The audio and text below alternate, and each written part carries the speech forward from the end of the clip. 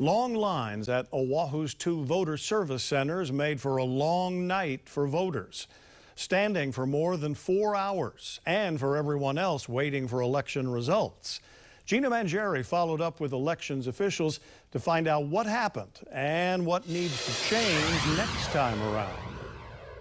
Many voter service centers moved like clockwork and mostly by the election clock on Kauai, which finished in-person voting just after 7 p.m. Tuesday. Maui and Kona closed about an hour after that, and Hilo at 8:30. But people were still in line at Honolulu Hale until 10:30 and Kapolei Hale until nearly 11:30. Having people wait in upwards of 4 hours to vote is, to me, unacceptable because I myself wouldn't do that. I wouldn't want to have to wait 4 hours. So it's something we're going to have to figure out to make sure that this doesn't happen. The state's chief elections officer is not alone in that critique. Common Cause had volunteers handing out food and water at voter service centers just to keep people in line, to help people just stay hydrated and fed.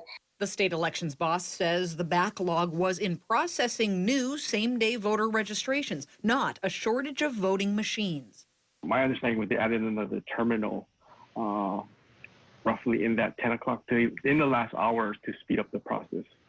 It's up to each county clerk to plan and run their voter service centers, even where to put the drop boxes. The Honolulu clerk tells me everything's on the table. The elections division will review its entire operations and consider various measures, including the possibility of additional service centers to meet future voter needs. Voting advocates say it has to be a priority before the next election. And people have to go vote in person at a voter service center. And just having two for an island population of 1 million did create problems. We're going to go back in during the 2021 legislative session next year and ask for more fixes to the vote by mail law. We want more voter service centers, a minimum level. We want more drop boxes throughout the state.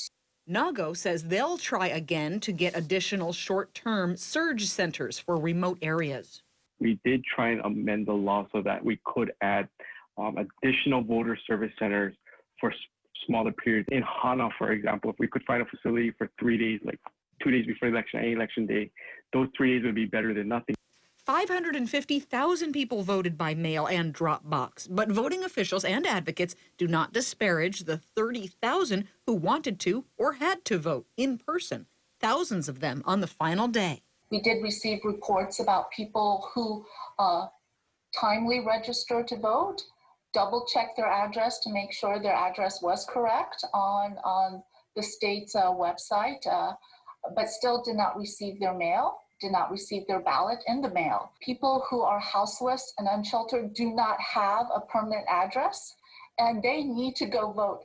There are disabled people who can only cast votes on electronic accessible machines, new or returning residents who just got here, and people who really are still weighing their decisions until the bitter end. It is absolutely reasonable to take your time to be an informed voter. And if you need time to think about the candidates, to study the issues, you should take the time to do so. Gina Mangieri, KHON2 News, working for Hawaii.